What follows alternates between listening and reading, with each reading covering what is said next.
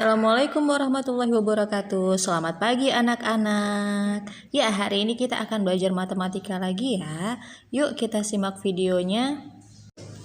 Hari ini kita akan masuk ke materi yang baru, yaitu sifat-sifat operasi hitung bilangan bulat.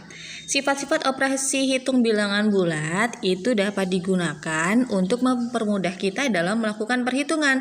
Lalu apa saja sih sifat-sifatnya? Ya, kita coba perhatikan ya. Sifat-sifat operasi hitung bilangan bulat yang pertama adalah sifat komutatif atau disebut pertukaran. Kemudian yang kedua ada sifat asosiatif atau pengelompokan.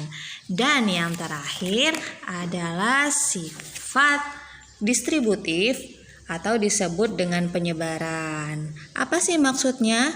Yuk kita simak. Pertama yang akan kita bahas adalah yang sifat komutatif. Komutatif atau pertukaran. Maksudnya bagaimana? Misalkan kita seperti ini, ada penjumlahan 6 ditambah 2 sama dengan 8 ya.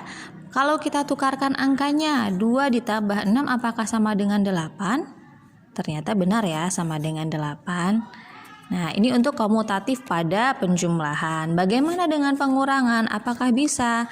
Kita misalkan seperti ini, 4 dikurang 2 sama dengan 2. Tapi apakah 2 dikurang 4 sama dengan 2? Ternyata bukan ya, dia sama dengan negatif 2. Itu untuk komutatif. Pengurangan ternyata pengurangan itu tidak bisa menggunakan sifat komutatif. Berarti tidak pada untuk pengurangan.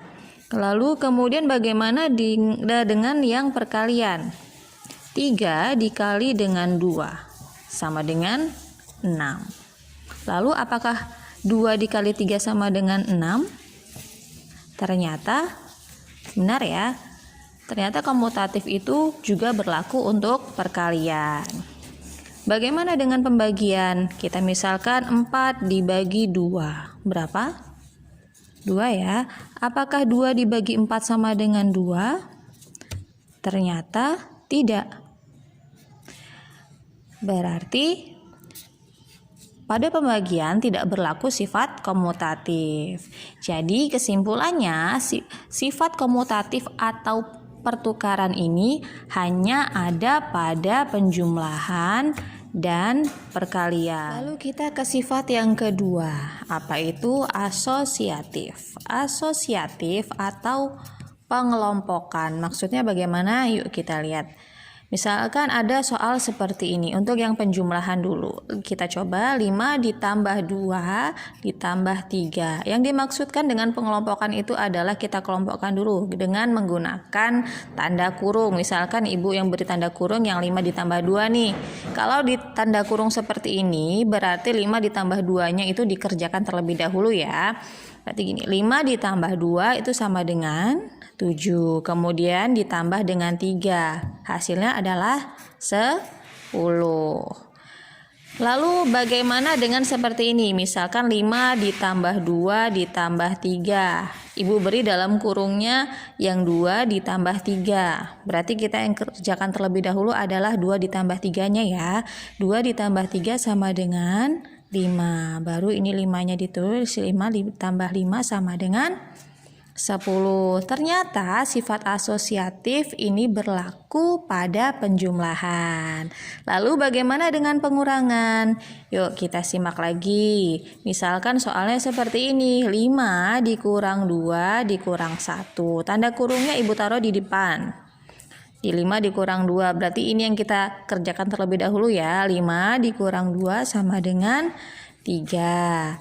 Dikurang 1 sama dengan 2. Oke, itu untuk yang bagian depan. Bagaimana kalau pengelompokannya? Ibu pindah deh. 5 dikurang 2 dikurang 1. Tanda kurungnya ibu pindah sebelah sini ya.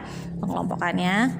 Nah, yang dikerjakan terlebih dahulu adalah 2 dikurang 1. 2 dikurang 1 sama dengan 1. Berarti 5 dikurang 1 sama dengan 4. Ternyata asosiatif itu tidak berlaku pada pengurangan. Lalu bagaimana dengan yang perkalian? Kita coba misalkan seperti ini. 3 dikali 2 dikali 1. Kita kelompokkan 3 dikali 2 deh. Dalam kurung dikerjakan terlebih dahulu. 3 dikali 2 sama dengan 6. Kemudian dikalikan 1 sama dengan 6.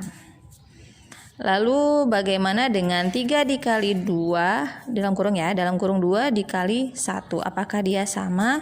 Kita lihat. 2 dikali 1 sama dengan 2. 3 diturunkan, berarti 3 dikali 2 sama dengan 6. Wah, ternyata sifat asosiatif atau pengelompokan ini berlaku juga untuk perkalian. Lalu bagaimana dengan pembagian? Yuk coba kita simak lagi. 12 dibagi 2, ini dalam kurung ya, kemudian ibu bagi 3.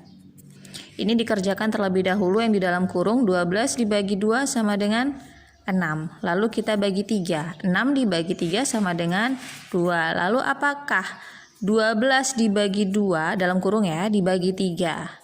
Berarti kan ini dalam kurungnya kita kerjakan terlebih dahulu. 2 dibagi 3 apakah bisa? Ternyata tidak bisa. Berarti 12 dibagi dalam kurung 2 dibagi 3 ini bukan sama dengan 2. Ternyata sifat asosiatif itu tidak berlaku pada pembagian. Jadi kesimpulannya adalah sifat asosiatif atau pengelompokan itu hanya berlaku pada penjumlahan dan perkalian. Next kita ke sifat yang ketiga, yaitu distributif. Distributif atau disebut dengan penyebaran. Maksudnya bagaimana? Kita simak lagi. Kita lihat misalkan seperti ini soalnya. 2 dikali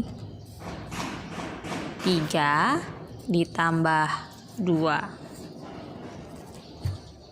Yang dimasukkan dengan penyebaran ini maksudnya seperti ini. Nama perkalian penyebaran seperti ini. 2 dikali 3, kemudian 2 dikali ditambah 2 dikali 2. Berarti ini kita kalikan dulu ya. 2 dikali 3 sama dengan 6. Kemudian di sini ada tambah, berarti tambah. Kemudian 2 dikali 2 sama dengan 4. Berarti 6 ditambah 4 sama dengan 10. Ya, ini tadi kita sudah mencoba sifat distributif perkalian terhadap penjumlahan ya. Tadi ada caranya seperti ini. Kenapa bisa dapat 6? Berarti ini 2 dikali 3, kemudian ditambah karena di sini ada tambah ya.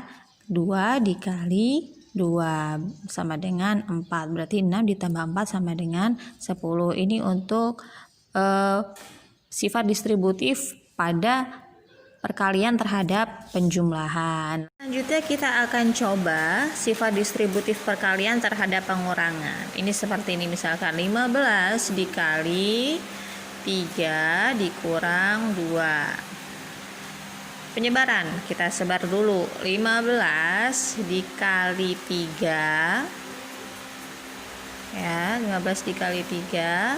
Kemudian di sini ada tanda kurang, berarti di sini kurang. Lalu 15 dikali 2. 15 dikali 2. 15 dikali 3 sama dengan 45. Kita kurang dengan 15 dikali 2 sama dengan 30. Berarti 45 dikurang 30 sama dengan 15. Ya, ini dia untuk sifat distributif perkalian terhadap pengurangan. Nah, itu tadi penjelasan Ibu tentang materi kita hari ini ya. Semoga kalian bisa memahami.